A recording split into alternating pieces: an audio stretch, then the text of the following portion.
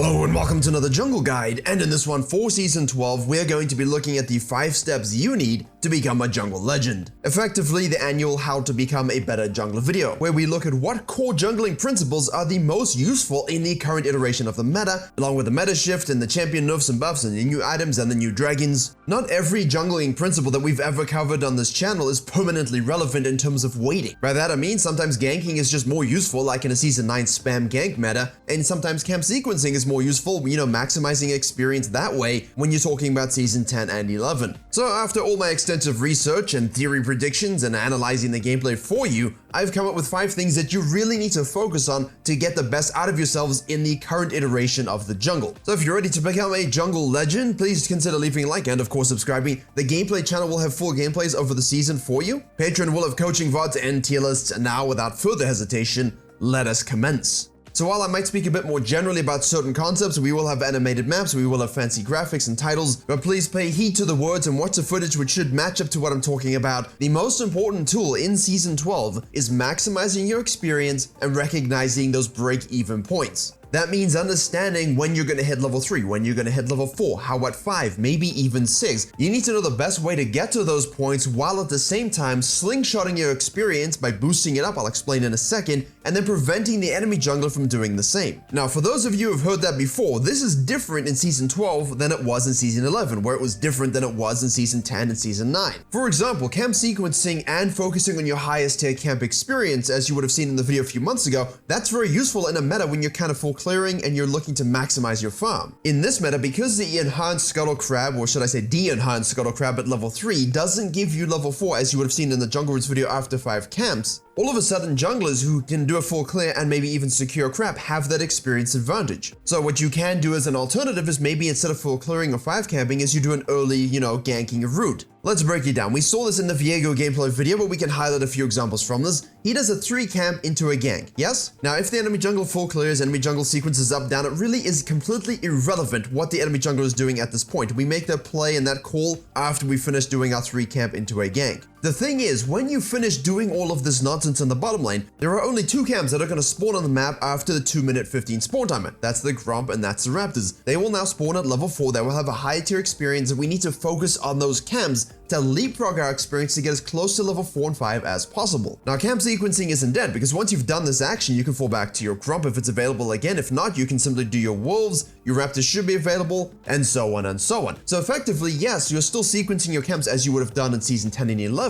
but you're not quite ignoring camps like you did in Season 9. For example, in Season 9, a whole blue side could be left level 1 and not secured until you were already, like level 6 or something like that, because you just keep taking red side ganking, and so on. So slingshotting your experience is focusing the highest level camp you have on the map at the expense of those that are level 1. And this can take various forms. For example, the Master Yi gameplay on the gameplay channel, he did a vertical jungling route in a game where I invaded a Vias Warwick, the same thing. The game with the Virkayu, he does a 3 camp into a gang. All of these first clears are different with different goals. The idea though is to fall back to your camps and make sure you're taking the highest tier experience and resetting the level 1 camps once you've done your goal. In Season 10 and 11, it was really easy to 5 and 6 camp and really not think about it. You do the 5-6 camp, you get a crab, you gank, you repeat the process, you get level 6, you gank, you repeat the process, we fall asleep, 0 skill jungling ensues. But now, if you don't execute this properly, you don't focus on maximizing your experience, and you can watch that video too, I'll link it below, it still gives a good idea of what exactly I mean. If you don't make sure you're focusing on those break-even points of hitting level 4, hitting level 5, and obviously hitting level 6, you will 100% feel yourself stuck at level 3 longer than ever, stuck at level 4, and you will notice that the crab does not have that juicy experience at level 3 that you've all known. The gameplay takes this example and goes over, what happens at level 5, level 6, level 7 in terms of, this principle. But remember, this video is a summary of the concepts that I've sort of come up with or just,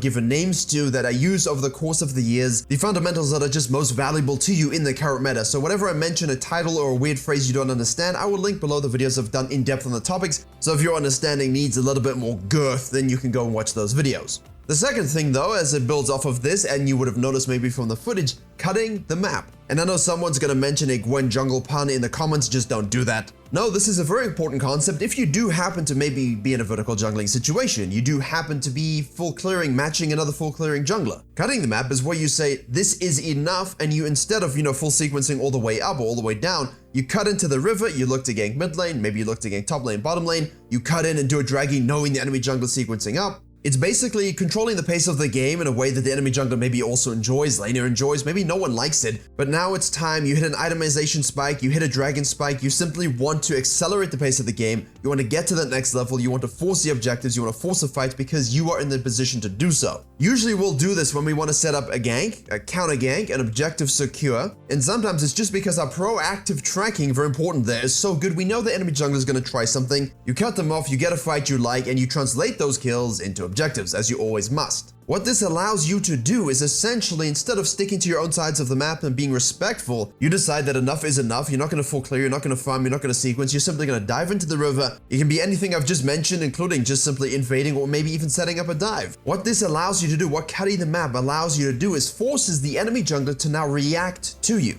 And if they don't, usually what you'll get is free counter jungling, free dragons, free dives, and you don't really get punished for it because they didn't really see it coming. That's the bad junglers, of course. Not you, the jungle is looking to become legend. Now, these first two principles, you will notice I'm talking a lot about ganking, invading, fighting, getting on the map. It's really a bit hyperactive feeling, it's a bit high-paced. And that's because with the reduction in jungle experience, whenever this happens, even a small amount, junglers will look to take it away from lanes. They will look to take it away from enemy junglers. If you're going to take something from us, we need to get it from somewhere else in order to get fed. And as such, in Season 12, our third thing here is tracking into reactive pathing. The reason this is so fundamental is because whenever you have a ganky, fighty meta where people are testing new items, people are using fighting to get a lot of experience and then take objectives and control the new dragons, obviously you want to get ahead of bounties, make sure you can deny as much as possible. That's the next point. But if you've tracked the enemy jungler to be on one side of the map or another, even if you don't know exactly where they might be, if you are behind, if you are remotely fed, if you are the Giga 1v9 Chad, if you see something happening on the map, put on your slippers, put in your gown, go outside and catch Santa on the roof. Leave the camp behind, and we've talked about this a lot, but obviously this is better in some manners and worse in others. In this situation, if the enemy jungler is looking to gank and fight to get their experience because they simply cannot farm as fast as you, or they simply are not as fed as you,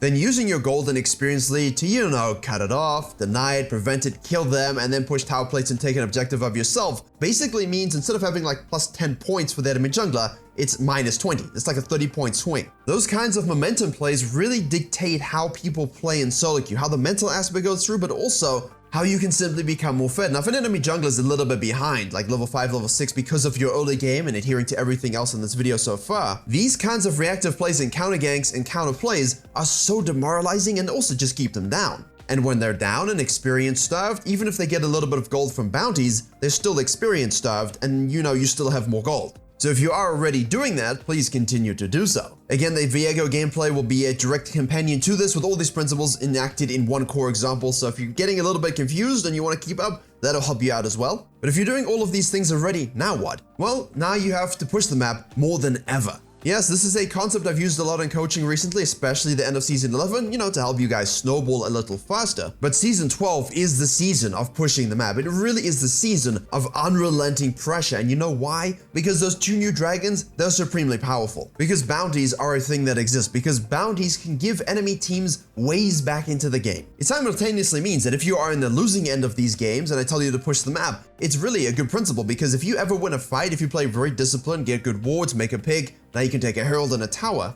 you are pushing the map in a negative game state because they might have taken over all of your jungle, but you push it back, you regain control. And if you do that enough times, you get enough bounties, you get enough shutdowns, you start to equalize the gold lead, now you can coin flip barons because that's apparently what everyone wants to do, and maybe you can come back and win. However, if you are the team that's snowballing, which should always be your goal, you should have a plan to be from behind. This is even if you're a late game jungler. A late game jungler that snowballs becomes a late game jungler in the mid game, and now no one can match up to you. Accelerating your endgame fantasy is always very good. This isn't the bedroom. So now instead of having this middle ground of the river, you take over the river. Instead of having their enemy jungler be sort of enemy territory, you make it your territory. Keep pushing the towers, keep pushing the objectives, control everything, ward everything, and fall back. Do not overstay 2v5 when people are dead. Do not try and make hero plays. If people are resetting for huge item spikes, especially the new items that are very strong, and you decide, I can take this fight, I can use a chem tech out, and look, I'm dead. Don't be that guy. You give them shutdowns, you give them the opportunity for bounties. This is why throws happen, and honestly, it's a little dumb. I mean, how difficult is it to go, wait a second, their whole team is up, my team are in base, I'm not going to be here.